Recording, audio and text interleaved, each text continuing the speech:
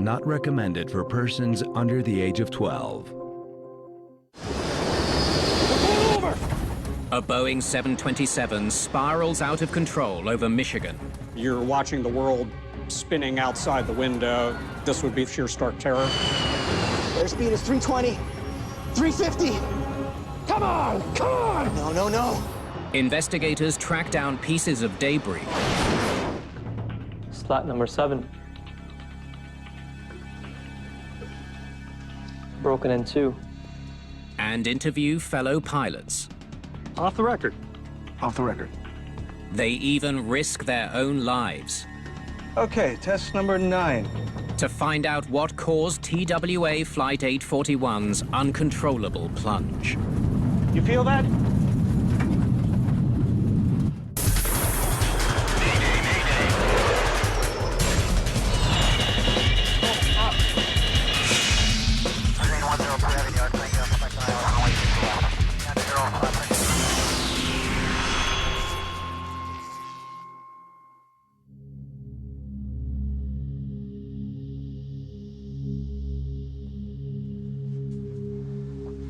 It was insane.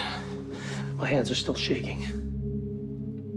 44-year-old Captain Harvey Hoot Gibson has just returned from the most harrowing flight of his life. Tell me what happened. A representative from the Federal Aviation Administration takes his statement. We were cruising over Michigan.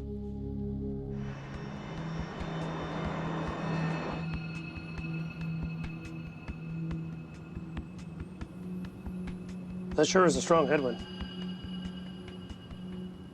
Captain Gibson is a trained stunt pilot who has a clean 16-year record with Transworld Airlines. Do a ground speed check, will you? Sure thing, Hoot. First Officer Scott Kennedy has been flying with TWA for 13 years.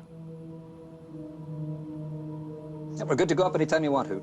Flight engineer Gary Banks is an Air Force veteran who's been with TWA for the last 10 years. The crew of Flight 841 had just the right kind of experience you would want for a 727 crew. Center TWA 841, we'd like to try flight level 390. Roger, TWA 841, climb and maintain flight level 390.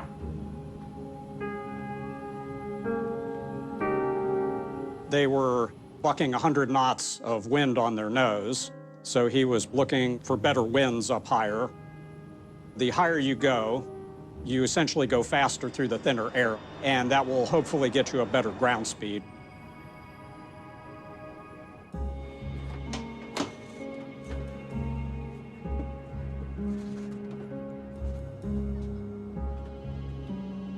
I can take that off your hands.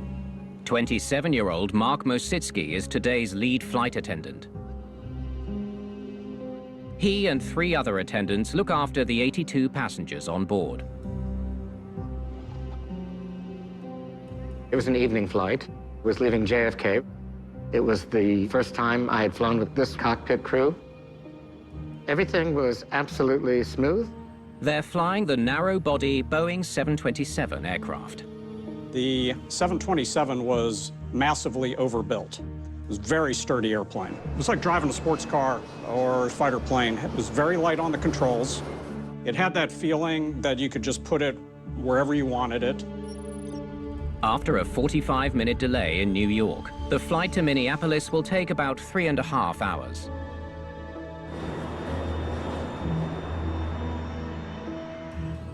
They programmed 39,000 feet and got right up there. And sure enough, they were gaining speed. They were probably going to cut 10 to 15 minutes off their en route time. I'll do another ground speed check.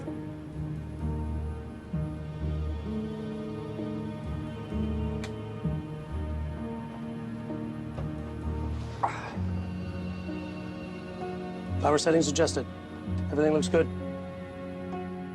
After meal service, Mositsky takes a moment to eat his own meal. I sat in my jump seat. Very shortly, however, there was a very abrupt buffeting of the aircraft. It wasn't turbulence. What the heck? The captain noticed something was strange. The wing had started to drop and the autopilot was compensating for that. I got control.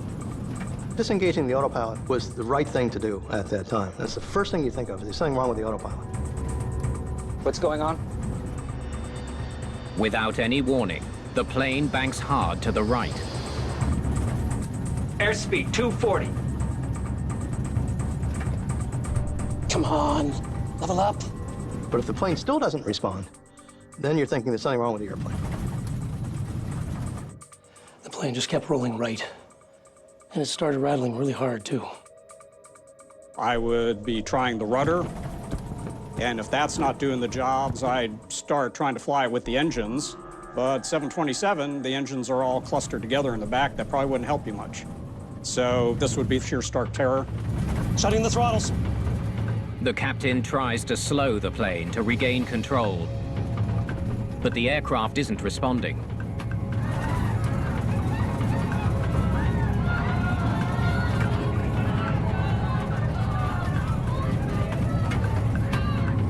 Get him up! Get him up! Desperate to slow the plane, Gibson deploys the speed brakes. Speed brakes are flight control surfaces that increase drag and improve roll control. You're going to put those out to try and slow yourself down, because really bad things are going to start happening soon if you keep accelerating. Come on! Come on! But deploying the speed brakes proves useless. I got off my jump seat to see if perhaps the engine was on fire, and I never made it.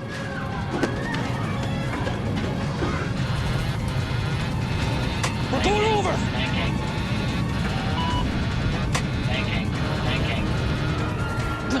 High above Saginaw, Michigan, the Boeing 727 drops into an uncontrolled dive and spins upside down. Something was extremely wrong. There seemed to be no control of the airplane. People were just absolutely terrified. I sincerely didn't think that we had wings left on the airplane.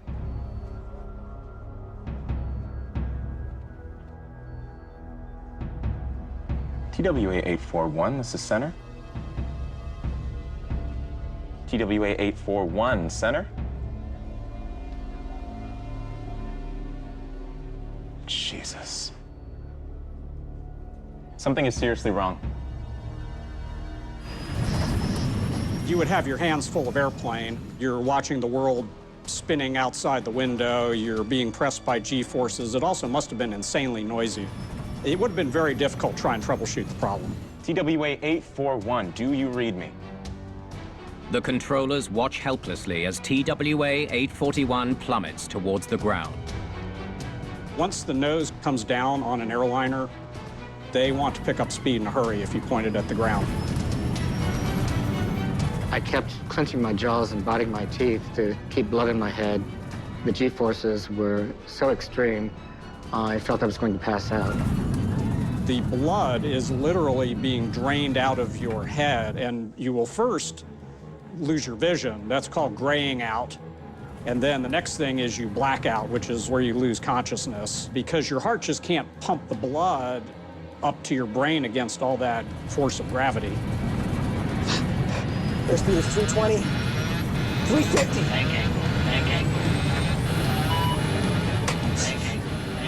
I can't.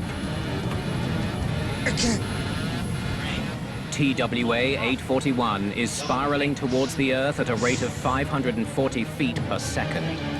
To feel 6 Gs, the only people that would experience that would be military pilots. You're going to feel an incredible weight on you, on every part of you. And whatever position your body is in, your head or your arms, they're going to stay that way. So you're not going to be able to move. I could see ground lights, and I knew that we were approaching the ground very quickly. At that point, you go from abject terror into almost acceptance. No, no, no! Come on, baby, pull up!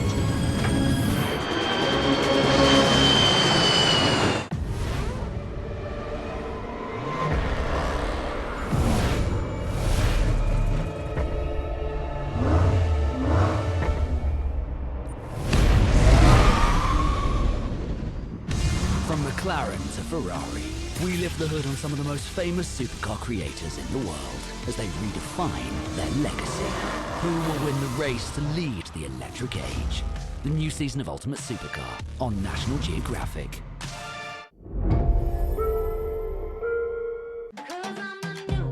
Novo od brenda Palette, Intensive Color Cream. Još više nege.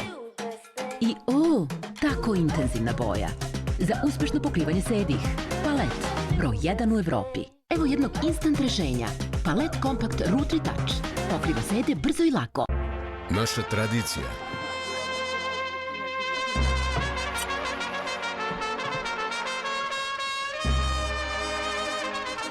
Naša prelepa nošnja. Mesto susreta i naše tradicionalne igre. A zamislite da sve to nestane. Zato pomažemo očuvanje kulturno-umetničkih društava Srbije. Ja sam uvek za Zaječarsko.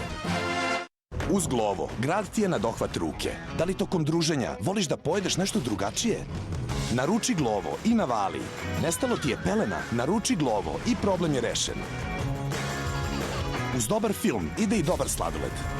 Ukusno. Preuzmi aplikaciju, naruči Glovo i dobijaš šta god poželiš za tili čas.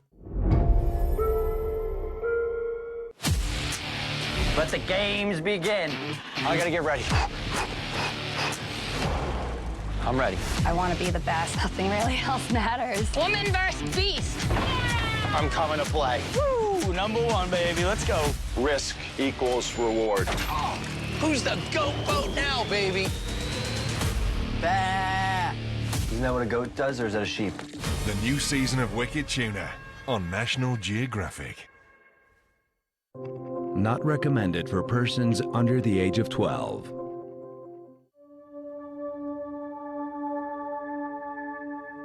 We were falling so fast. Captain Hoot Gibson recounts his recent nightmare piloting TWA Flight 841 over Michigan. Airspeed is 390. But Gibson isn't giving up. Come on, baby, pull up! He has an idea. Put the gear down! If nothing else will slow you down, the gear will slow you down. And hopefully the plane holds together.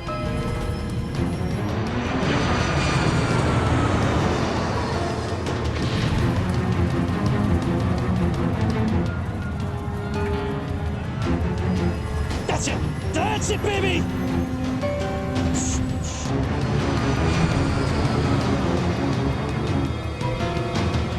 What saved them was putting the gear down, because otherwise they would have been a big smoking crater in a matter of seconds. We're pitching up. 30 degrees. Now, suddenly we were climbing. It was like coming out of the bottom of a roller coaster. You would feel like you are being crushed. The average person would feel like they weighed 900 pounds. Scott, give me altitude. Gary, pitch and airspeed. 5,200 feet. Jesus, which way is up?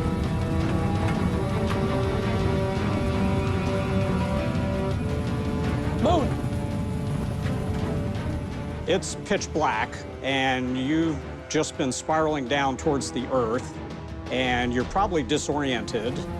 He sees the moon, and that's up. You can sort the rest out later, but get away from the ground. TWA 841 has come within seconds of impact and now climbs back towards the night sky. Airspeed is 160. Though the pilots are flying again, they are not out of danger. The steep climb is physically demanding, and the crew struggles to maintain focus. 10,500. 11,000. That's it. That's it, Hoot. Leveling 110. This is your captain speaking. As you've noticed, we've had a bit of a problem, but everything seems to be under control.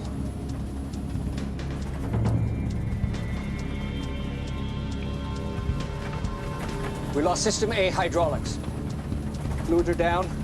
Pressure is down. As the crew recovers from the terrifying incident, they assess damage to the aircraft. We got a flag for the lower yaw damper. A deafening rattle makes a tense situation worse. Okay, I'm gonna fly the airplane. You guys start running the emergencies. He was a good captain. He had them diagnose the problem while he flew the airplane, knowing that you can't do both effectively. Turn pump emergency switches to depressurize and check quantity. The fluid is 0. It's all gone. With a damaged hydraulic system, the aircraft is severely impaired. Okay, we gotta land. Detroit is our best option. Okay. We're 60 miles out. When they decided to divert, they selected Detroit with reasonable weather, long runways. It was a developed airport with crash fire rescue. Center 841. Go ahead, TWA 841. Okay, listen. We had a problem. We lost about 20,000 feet. We need vectors to Detroit. 45 miles from Detroit now. If you'd like to come left, heading 160 vectors to Detroit. Okay, turn left 160, TWA 841.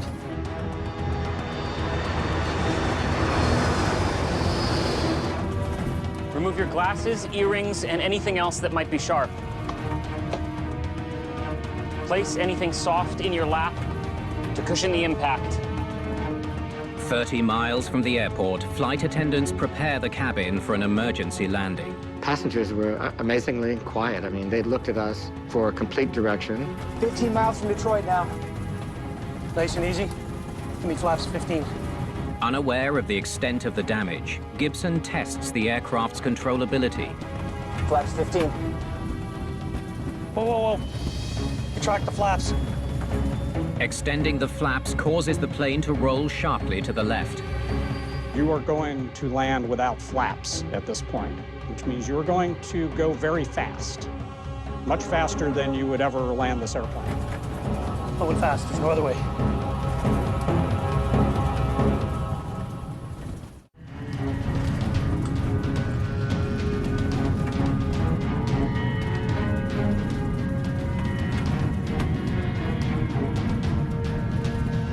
This is gonna be our only approach. With ruptured hydraulics and a compromised plane, the pilots of TWA 841 have only one shot at landing at Detroit Airport. Landing checklist complete. Coming through 200 feet. I was pretty convinced that we'd probably be scraping down the runway, lots of sparks and flames. 50. 40. 30.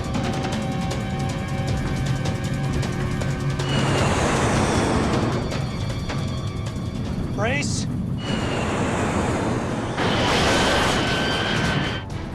$220 knots in this case, just an insane rate of speed for a landing. Reverse thrust. Come on, stop.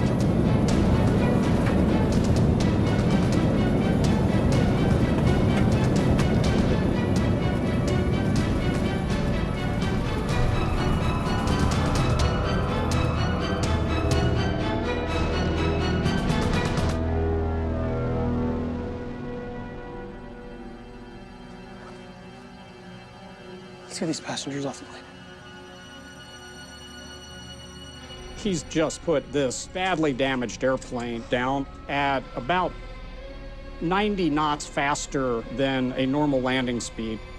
This guy was good. He was really good.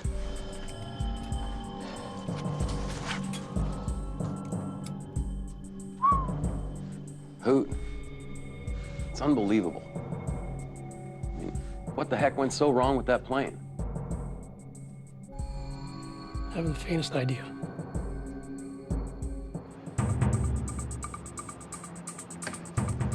Investigators from the National Transportation Safety Board arrive in Detroit to determine what went wrong with TWA Flight 841. They look in good shape. Let's get the data on these. The flight data recorder and cockpit voice recorder are removed from the aircraft and sent for analysis. Let's check that out.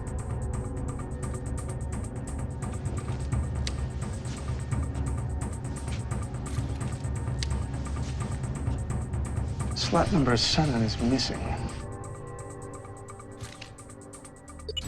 Slats and flaps are control surfaces on the leading and trailing edges of the wings. They are always extended in tandem. Both devices increase lift at low speeds during takeoff and landing.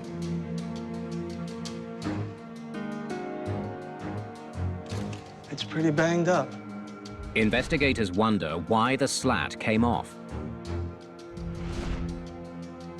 The hydraulics lines are ruptured too. Logical outcome for a slat tearing off. Looks like the actuator for the slat is damaged.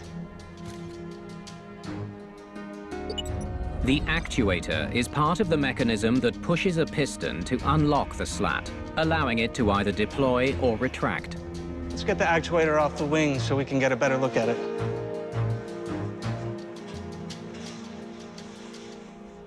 One of the interesting remnants of this inspection was the number 7 slat actuator.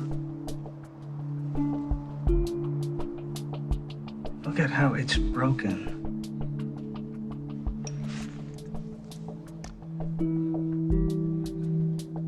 And no scrape marks inside either. Investigators uncover an important clue. Slat came off in an extended position.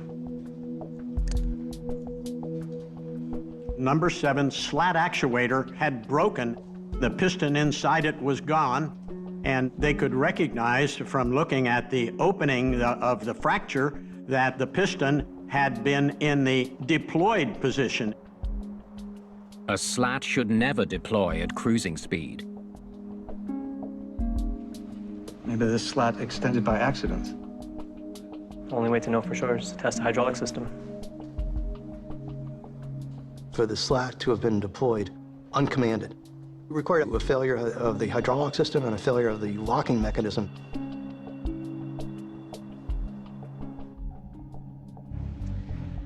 Now let's start with flaps 2.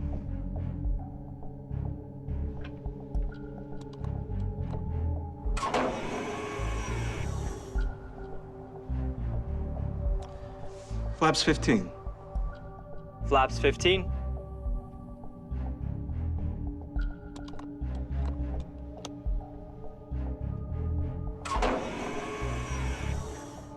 Looks good. Next, flaps 20. Flaps 20.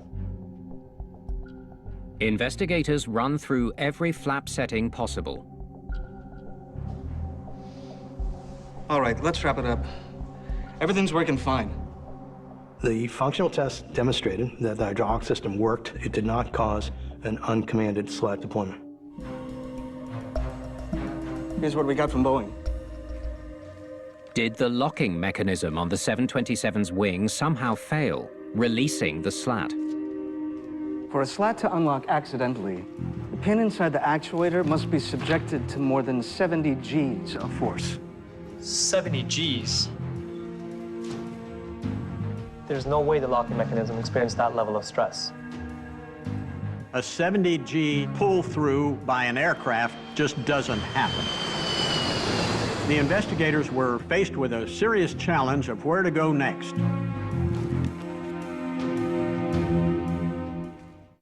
We are reaching the limit of what Earth can cope with. Everything we do has a devastating impact on our planet.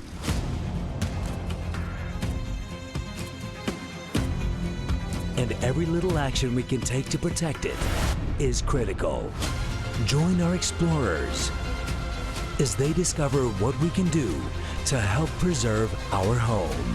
See how we can change the world in our special programs. Planet Possible starts this Saturday at 9 p.m. on National Geographic. Isprobajte Color Catcher Max Protect i sprečite da vam odeća izbledi. Puštanje boje može da uništi svu odeću u mašini. color catcher ih upija i tako sprečava da izblede. Dokaz je na maramici. Većina potrošača ima poverenje u color catcher, prvi u Evropi. Novo od brenda Palette, Intensive Color Cream. Još više nege. I tako intenzivna boja. Za uspešno pokrivanje sedih. Palette, broj 1 u Evropi. Evo jednog instant rešenja. Palette Compact Root Retouch. Pokriva sede brzo i lako. Slušaj sad, ovo je sjajna ponuda. Hipernet za sve. Čak i ako još nisi Jetel mobilni korisnik, uživaj na najpouzdanijem optičkom netu na svim uređajima u svom domu pri brzini od 300 megabita po sekundi za 2299 dinara mesečno, a prvih 9 meseci za po 1 dinar. Čekamo te. Jetel. Never in the field of human conflict was so much owed by so many to so few. Dogfights that raged over Britain. The deadly battle across northern France. A daring mission behind German enemy lines. Where the scars of conflict are still visible today, we go back, bringing key battlegrounds vividly to life. World War II, Secrets from Above, the new season on National Geographic. Not recommended for persons under the age of 12. Take a look. Investigators get a break when debris from Flight 841 is recovered 7 miles north of Saginaw, Michigan. Slat number 7. Broken in two. Look at this. Here's the number 7 slat's T-bolt. T-bolts are part of the slat track assemblies. The number 7 slat T-bolt was attached to the inboard side of the slat, which deploys and retracts inside the wing. Let's send this to the lab. They hope metallurgical analysis will offer some clues. But an important question remains. Why did the slat extend? There's only one other way a slat could extend. Through pilot action. This was something that had been probably commanded in the cockpit, and it was distressing to everybody. Why would a pilot do something as dangerous as extending the slats at cruising speed? Can't find anything in the captain's statements about slats and flaps. Investigators review the crew's statements. They look for any mention that flaps and slats were deployed mid-flight. There's nothing from the other crew members either. I have an idea.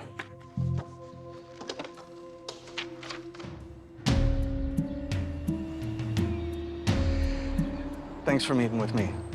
The NTSB consults with pilots to learn why they might extend a flap or a slat mid-flight. Off the record. Off the record. Flaps, yes. Slats, no. Flaps? Investigators learn of an unauthorized procedure used by some pilots that could save fuel and potentially time. I thought that wasn't possible. It is, if you pop the breaker.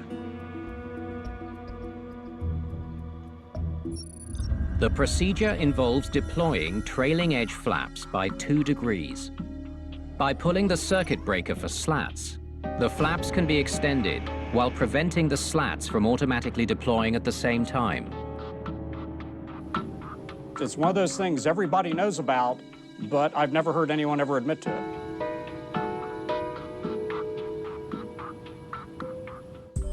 Ready? Investigators turn to the cockpit voice recorder for evidence that TWA 841's pilots used the unauthorized procedure. Let's get these passengers off the plane. Hang on. Did you start the tape at the beginning? Yes, it's fully rewound. Play it again, just to be sure.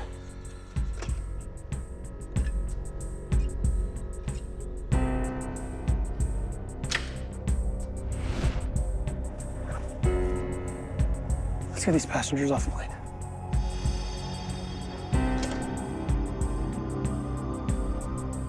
Plane's already on the ground. This can only point to one thing. The pilots erased the tape.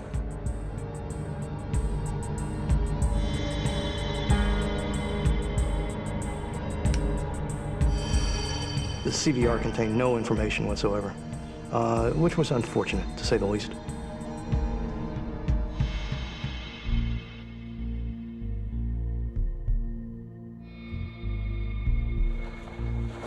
We have to talk to Gibson. The team flies to California to question Captain Gibson in person.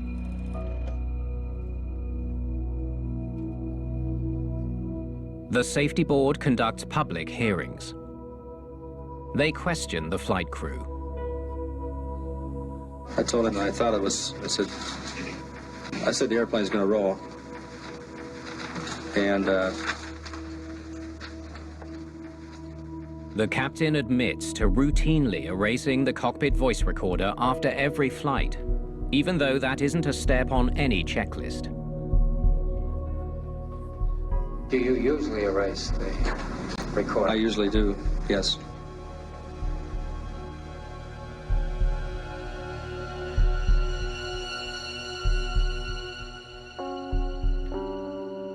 It's just not credible that after the crew had been through what they did, where they came within seconds of dying, that the captain would erase the CVR as a matter of habit or routine.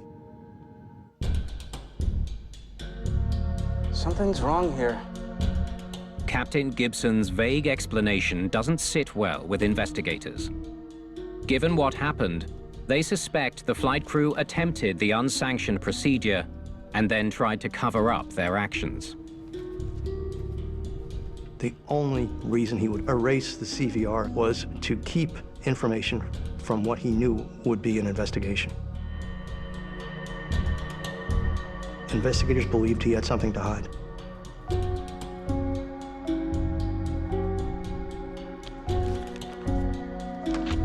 Maybe the FDR data can tell us more?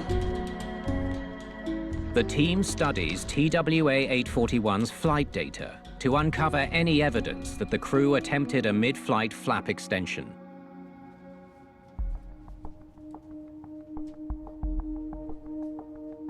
Wow, it sure picks up speed. In 44 seconds, the plane goes from 229 knots to over 400 knots. That's incredible. Look at this. Close inspection of the data gives the team an important clue.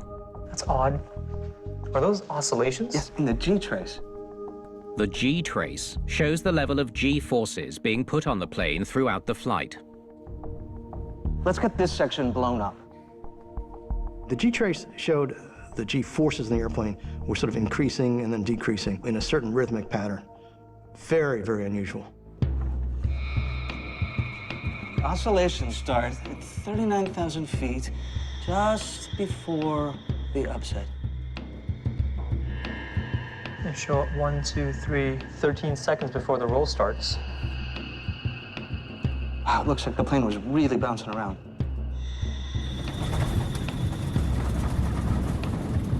What the heck? The data tells investigators that the plane was moving erratically for 13 seconds before the first roll. Here's a thought.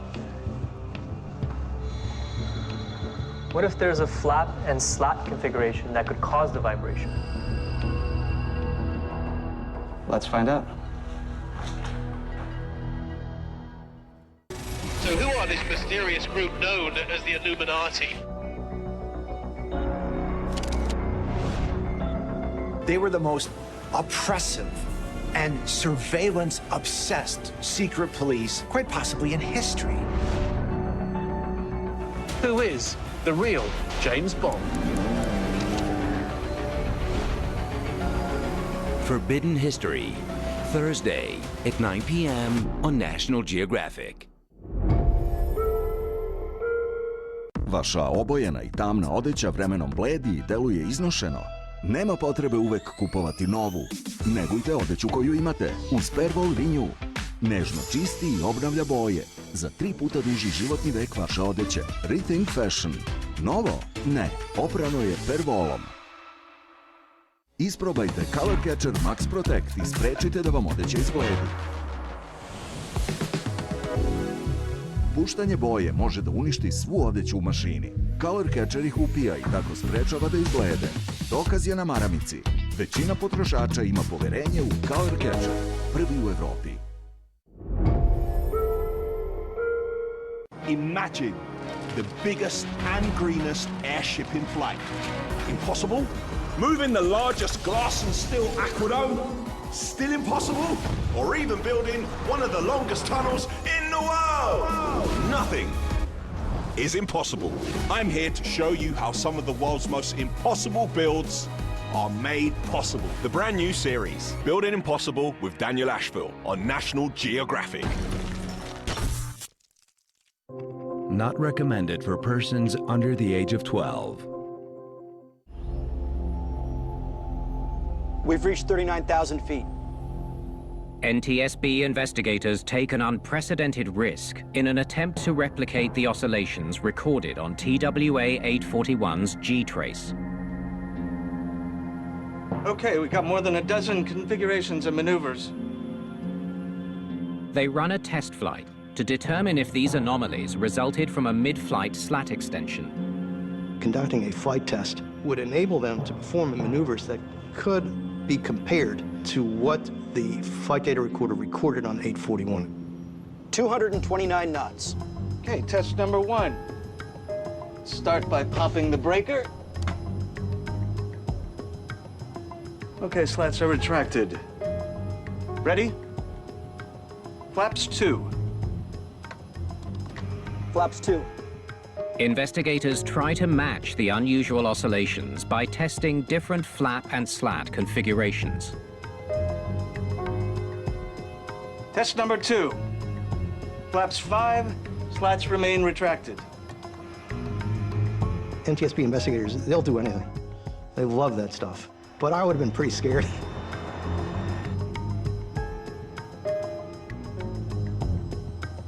Okay, test number 9. Flaps 2, slats 2, 3, 6, and 7. Flaps 2, ready?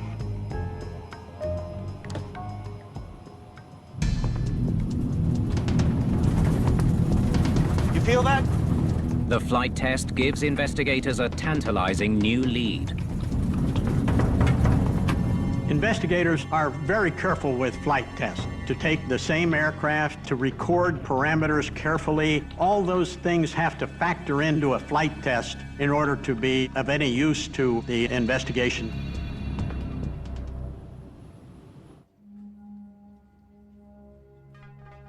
Here's the data from the test. Scenario number 9 should match up. To confirm their results, investigators compare the data with the FDR's G-trace. It's a perfect match. The flight test showed that extending the flaps and slats would create in the airplane oscillations found on 841. So this was the test when the plane was shaking the most. This is the one. Flaps 2, slats 2, 3, 6, and 7 deploy and are retracted 13 seconds later. They now have evidence that TWA 841's crew enacted the unauthorized procedure of pulling a slat circuit breaker and then deploying the flaps independently. But if that's what the crew did, why did the slats deploy and nearly bring down the plane?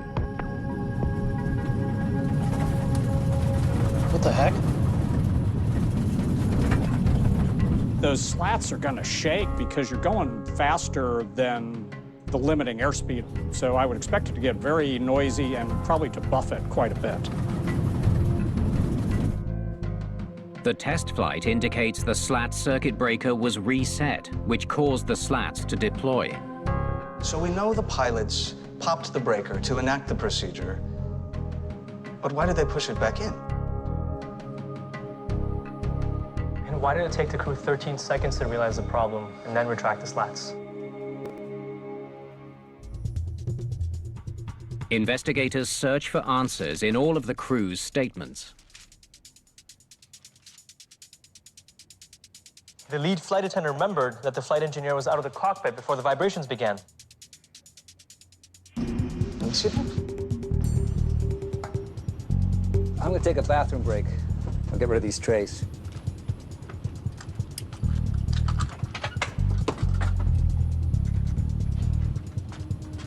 I noticed the cockpit door open, and I saw the flight engineer coming out with the meal trays. I didn't want him to think I was shirking my responsibilities. I immediately met him. Oh, let me get this for you. Thank you. I was kind of surprised that I had never had a cockpit member actually bring those trays back to the cabin. They waited for us. Well, that's it. The flight engineer was out of the cockpit. And out of the loop. Investigators now have a theory about what happened in the cockpit on the night of April the 4th. The flight engineer leaves the cockpit to return the trays. With Banks out of the cockpit, Gibson launches the unauthorized procedure. The pilots deploy the flaps. What do you say we get to Minneapolis a little quicker? Okay. How are we gonna do that? Watch this.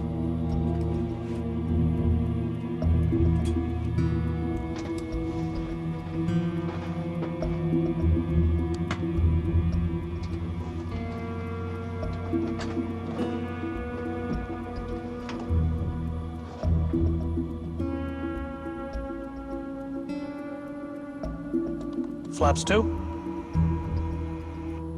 Fancy trick. Heard about it, but I've never tried it. Works like a charm.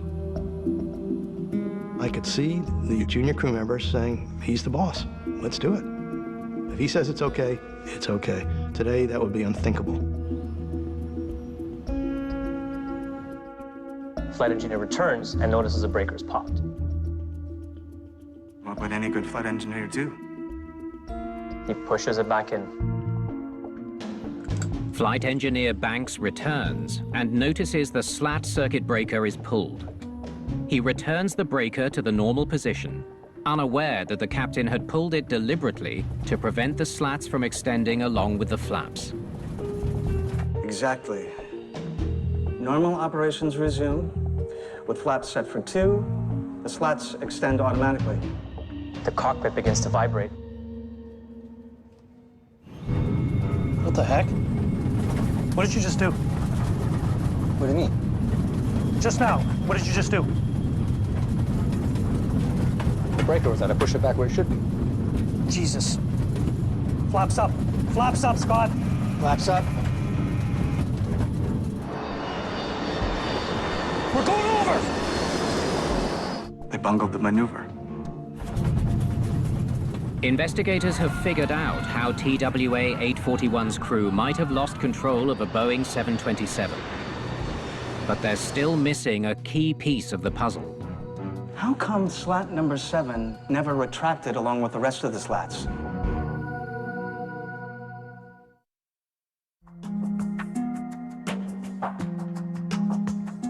The metallurgical report is in. Investigators turn to results from a metallurgical analysis of the T-bolt from the number 7 slat on TWA Flight 841.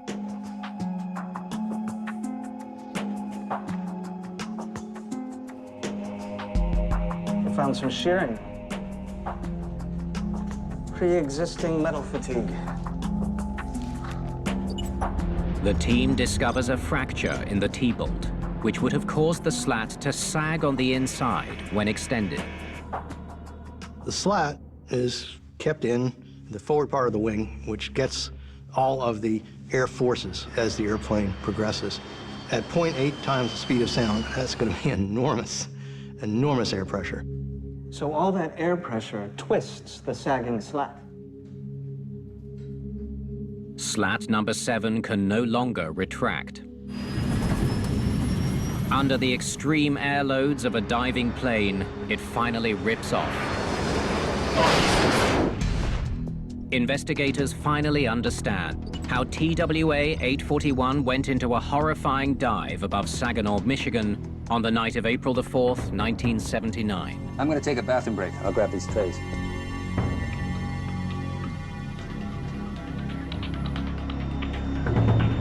Unaware the captain was conducting an unsanctioned procedure, disengaging the slat circuit breaker to deploy only the flaps, the flight engineer resets the popped breaker.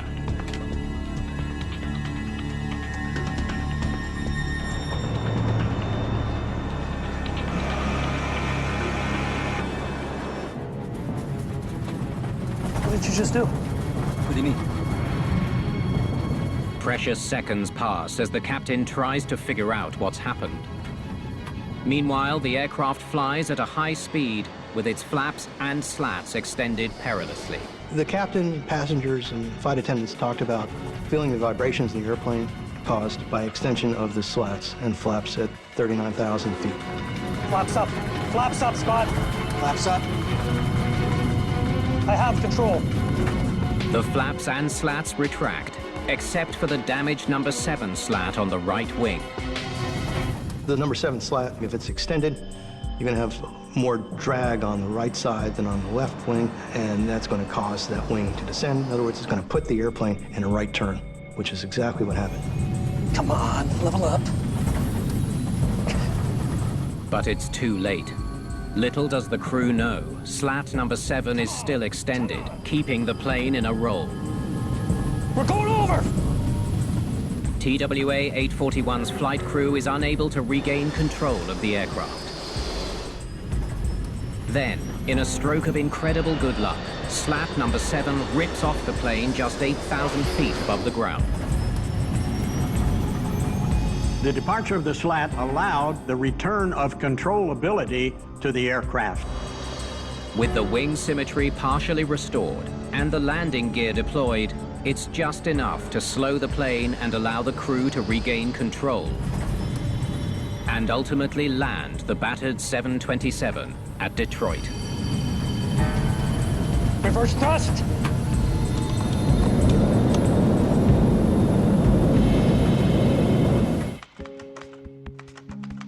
The NTSB recommends additional warnings to flight crews about the dangers of high-speed deployment of flaps and slats. No punitive action is taken against the crew. NTSB conclusions are not a criminal thing, they're not a blame thing. They're trying to prevent the next accident by offering up a probable cause that needs to be corrected.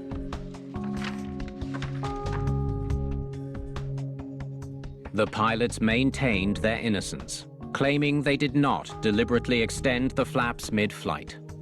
Captain Gibson took it to his grave with him in 2015. The other 2 guys aren't talking. Following this accident, newer planes now come equipped with flight computers that prevent the deployment of flaps and slats above certain altitudes. There was speculation over manipulation of controls, all that sort of thing. I've given it a great deal of thought over the past 41 years and have come to the conclusion that I'll never know what happened.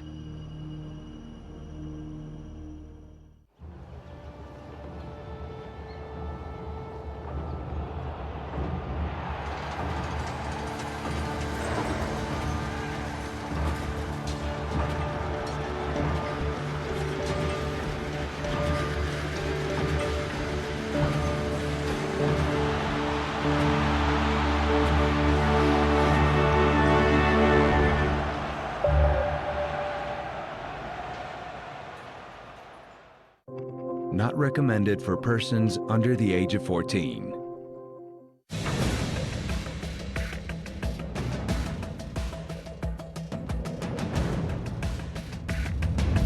Money, cars, weed, women, power, respect.